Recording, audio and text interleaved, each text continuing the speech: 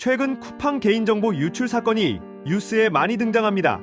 내 이름, 내 집 주소, 내 가족 정보까지 최근에 무엇을 샀는지 우리 생활이 그대로 드러나는 정보들이 통째로 중국으로 넘어갔습니다. 이번에 털린 건 단순한 회원 아이디 몇 개가 아닙니다. 그 규모가 무려 3,370만 명. 이 숫자는 대한민국 인구 절반이 넘는 숫자입니다. 쿠팡을 한 번이라도 쓴 적 있는 사람들 중 상당수가 이미 명단 안에 들어가 있을 수 있다는 뜻입니다. 더욱 충격적인 건 거의 5달 동안 아무도 모르게 진행됐다는 사실입니다. 범인은 쿠팡 전직 직원으로 지금은 중국으로 넘어가서 실제로 잡아서 처벌하기도 쉽지 않은 상황입니다. 이게 도대체 무슨 일이었는지, 그리고 이걸 그냥 보고 넘기면 앞으로 여러분에게 어떤 일이 벌어질 수 있는지 지금부터 하나씩 이야기해 보겠습니다. 한입 이슈입니다. 오늘 저는 3가지에 집중해서 말씀드리려고 합니다. 첫째, 정확히 어떤 정보들이 빠져나갔는지. 둘째, 도대체 어떻게 5달 동안 왜 아무도 몰랐는지. 셋째, 지금 당장 내가 하지 않으면 나중에 어떤 일이 벌어질 수 있는지. 이 3가지입니다. 지금부터 차근차근 들어보겠습니다. 이번에 노출된 정보는 크게 5가지입니다. 첫째, 이름. 둘째, 이메일 주소. 셋째, 휴대전화 번호. 넷째, 배송지 주소. 다섯째, 일부 주문 정보입니다. 언제 무엇을 어디로 보냈는지에 대한 기록입니다. 일부 보도에서는 배송 요청란에 적어둔 공동현관 비밀번호까지 포함됐을 가능성이 제기되고 있습니다. 반대로 결제 정보, 카드 번호, 로그인 비밀번호는 포함되지 않았다고 쿠팡은 설명하고 있습니다. 그래서 카드가 바로 털렸다, 이런 상황이라고 보기는 어렵지만 나라는 사람을 완전히 특정할 수 있는 생활 정보가 통째로 나갔다, 이렇게 이해하시는 것이 더 정확합니다. 이 유출은 하루 이틀 사이에 끝난 사고가 아닙니다. 정부와 언론 보도를 종합하면 이상한 접근이 시작된 것은 2025년 6월 24일 무렵으로 추정됩니다. 쿠팡이 이 사실을 처음 인지한 시점은 11월 중순입니다. 처음에는 대략 수천 건 정도의 유출로 파악했다가 조사를 해보니 총 3,370만 계정이 영향을 받았다는 결론이 나온 겁니다. 정리하면 이렇습니다. 6월 말부터 11월 중순까지 약 5달 동안 수천만 명의 개인정보가 조용히 밖으로 흘러나가고 있었는데 회사도 사용자도 아무도 몰랐다는 의미입니다. 우리가 뉴스를 보기 전까지는 이미 몇 달 동안 꾸준히 털리고 있었다는 이야기이기 때문에 많은 사람들이 이 부분에서 가장 큰 불안을 느끼고 있습니다. 그렇다면 도대체 누가 어떻게 이 시스템을 뚫었을까요? 현재까지 알려진 내용은 이렇습니다. 중국 국적의 쿠팡 전직 직원이 이번 사건의 핵심 용의자로 지목돼 있습니다. 여기서 중요한 포인트는 2가지입니다. 첫째, 완전히 외부에 있는 무작위 해커가 아니라 쿠팡 내부 구조와 시스템을 어느 정도 알고 있는 전직 직원이었다는 점입니다. 둘째, 이 사람이 사용하던 인증 키와 전자 서명용 권한이 퇴사 이후에도 서버 안에서 살아있었고, 이 권한을 이용해 정상적인 로그인 절차 없이 고객 정보에 접근했다는 점입니다. 쉽게 말하면 이렇습니다. 비밀번호를 억지로 뚫고 들어간 사람이 아니라 건물 안으로 자유롭게 드나들 수 있는 사람에게 그 열쇠를 회수하지 않고 계속 들고 있게 만든 셈입니다. 물론 아직 수사가 완전히 끝난 것은 아닙니다.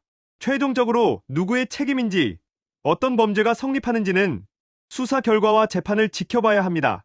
그래서 이 영상에서는 지목되고 있다, 의심되고 있다 정도로만 표현하겠습니다. 여기까지가 사건의 겉모습입니다. 이제 진짜 중요한 부분으로 들어가야 합니다. 그래서 내 일상에는 어떤 일이 벌어질 수 있느냐는 겁니다. 이번에 털린 정보들은 당장 카드 결제에 바로 쓰이지 않을 수는 있지만 스미싱, 피싱, 전화 금융 사기에 정말 잘 맞는 재료들이 됩니다. 앞으로 이런 문자를 받을 수 있습니다. 홍길동 고객님, 몇 월 며칠 쿠팡 주문건 배송 사고로 인한 보상 안내입니다. 아래 링크에서 계좌번호 입력 후 환불받으세요. 평소 같으면 이상한 번호에서 온 문자 하나쯤은 조금만 주의하면 걸러낼 수 있습니다. 하지만 이번에는 상황이 다릅니다. 사기꾼이 내 이름을 정확히 알고 있고 내가 사는 구와 동, 아파트 이름, 동과 호수까지 알고 있고 내가 실제로 쿠팡에서 주문했던 날짜와 비슷한 날짜를 끌어와서 배송 사고, 환불, 보상이라는 단어를 섞어서 접근할 수 있습니다. 이렇게 되면 우리 입장에서는 이거 내가 진짜 시킨 물건 맞나? 정말로 문제가 생겼나? 이런 생각이 들면서 한 번쯤은 의심이 풀리게 됩니다. 게다가 일부 보도에서는 공동 현관 비밀번호나 해외 직구 때 사용하는 통관 고유부호까지 노출됐을 가능성이 언급되고 있습니다. 통관 고유부호는 개인적으로 해외 결제와 물품 통관에 사용되는 중요한 정보여서 분실을 하면 안 되는 거죠. 예를 들어 고가의 해외 명품 옷을 주문하고 세금을 내야 하는데 내 이름으로 통관이 되었다면 적게는 몇십만 원, 많게는 몇백일 수 있는 거죠. 다시 돌아가서 이야기하자면 이 데이터들이 다크웹이나 해외 사이트에서 묶음으로 거래될 가능성도 이미 거론되고 있습니다. 그렇게 되면 한국의 사기 조직뿐만 아니라 해외에 있는 각종 범죄 조직들까지 한국인 명단, 집 주소, 전화번호, 구매 패턴을 한 번에 손에 넣게 되는 셈입니다. 그래서 이번 사건은 오늘, 내일 끝나는 사고가 아니라는 겁니다. 앞으로 몇 달, 어쩌면 몇 년 동안 쿠팡 사태를 악용한 스미싱과 피싱이 끊임없이 변종을 만들면서 반복될 수 있습니다. 우리가 피곤해지고 경계심이 풀릴 때쯤 한 번만 잘못 눌러도 되는 상황이 만들어지는 겁니다. 이제 질문을 바꿔보겠습니다. 어떻게 이런 일이 가능했을까? 한 회사의 실수가 아니라 구조적인 문제는 없었을까? 이번 사건은 단순히 쿠팡이라는 한 기업의 문제가 아니라 한국 기업들의 보안 문화와 제도 전체의 문제를 그대로 드러낸 사건이기도 합니다. 크게 세 가지로 정리해 보겠습니다. 첫째, 5달 동안 아무도 이상을 알아채지 못했다는 점입니다.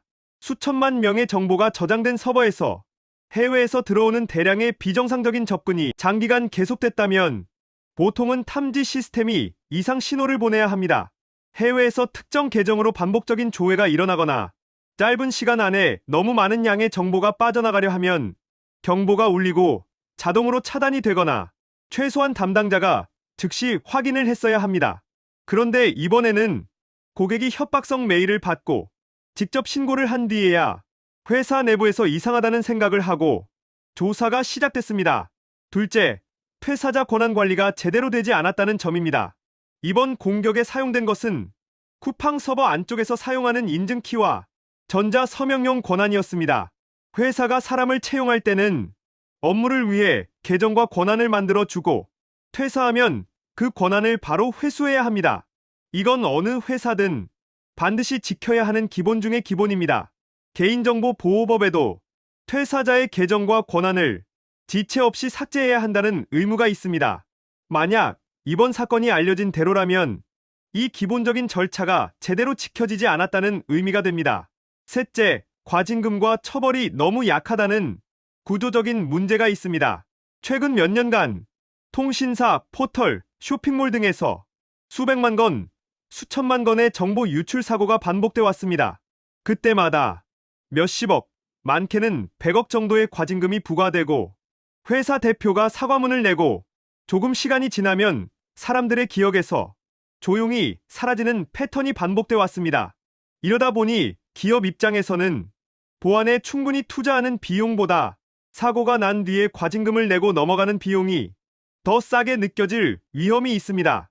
이번 사건 이후로 과징금 상한을 매출의 일정 비율까지 올려야 한다. 고의나 중대한 과실이 있을 경우 형사 처벌을 강화해야 한다. 이런 논의가 나오는 이유가 바로 여기에 있습니다. 여기까지 들으셨다면 아마 이런 생각이 드실 겁니다. 그래서 지금 나는 도대체 무엇을 해야 하느냐?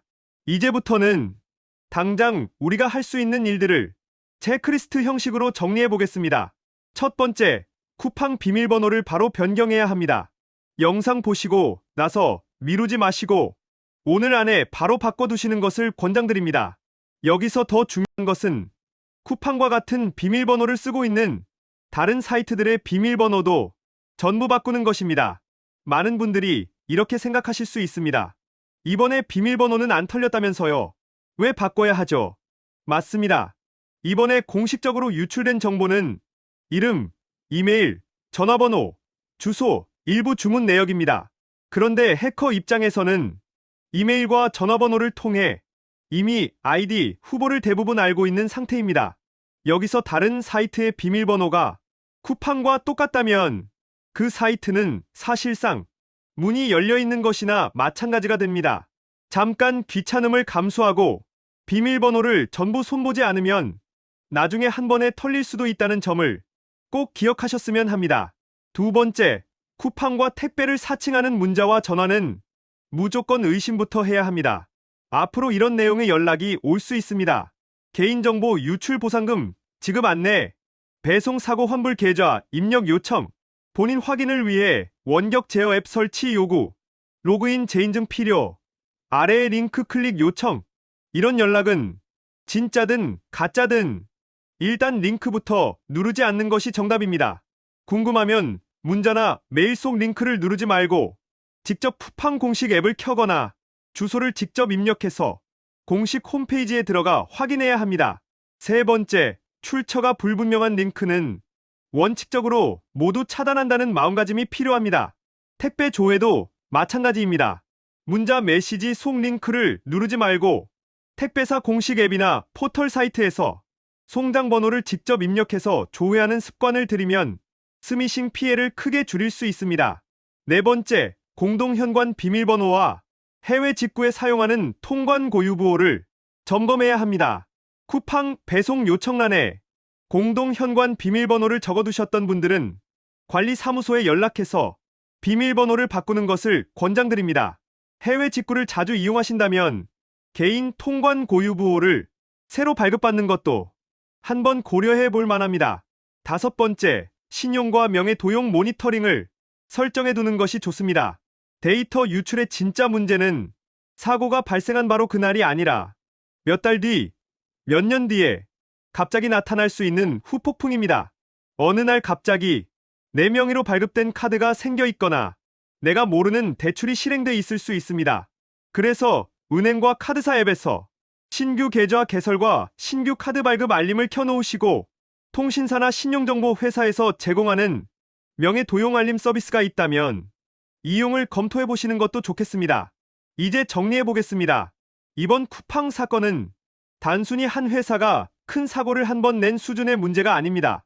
3,370만 명의 개인정보가 5달 동안 외부로 유출됐고 퇴사자의 인증 권한이 적절히 관리되지 않았고 탐지와 경보 시스템이 제 역할을 하지 못했습니다. 이 모든 것은 대한민국에서 수천만 명의 개인정보를 다루는 대기업조차 보안을 어느 수준으로 바라보고 있었는지를 적나라하게 보여주는 사건이기도 합니다. 그래서 이번 일을 계기로 기업은 보안이 비용이 아니라 생존이라는 것을 깨달아야 하고 정부는 과징금과 처벌, 감독을 더 강하게 만들 필요가 있으며 우리 개인은 내 정보를 스스로 지키는 습관을 하나라도 더 챙겨야 합니다. 이번 쿠팡 사태는 남의 이야기가 아니라 내 집 주소, 내 가족, 내 일상이 걸린 문제입니다. 오늘 영상 보신 김에 쿠팡 비밀번호 한 번만 바꿔두시고 앞으로 오는 문자 링크 한 번만 더 의심해 보시면 좋겠습니다. 이 내용을 대수롭지 않게 넘기면 나중에 뉴스에 나오는 피해자 인터뷰 속 그 사람이 내 이야기가 될 수도 있습니다. 이 이슈가 조용히 묻혀버리지 않도록 주변 분들에게 영상 공유도 부탁드립니다. 앞으로도 중요한 이슈들을 팩트에 기반해서 정리해 드리겠습니다. 구독과 좋아요, 알림 설정까지 해주시면 더 많은 분들께 필요한 정보를 전하는데 큰 힘이 됩니다.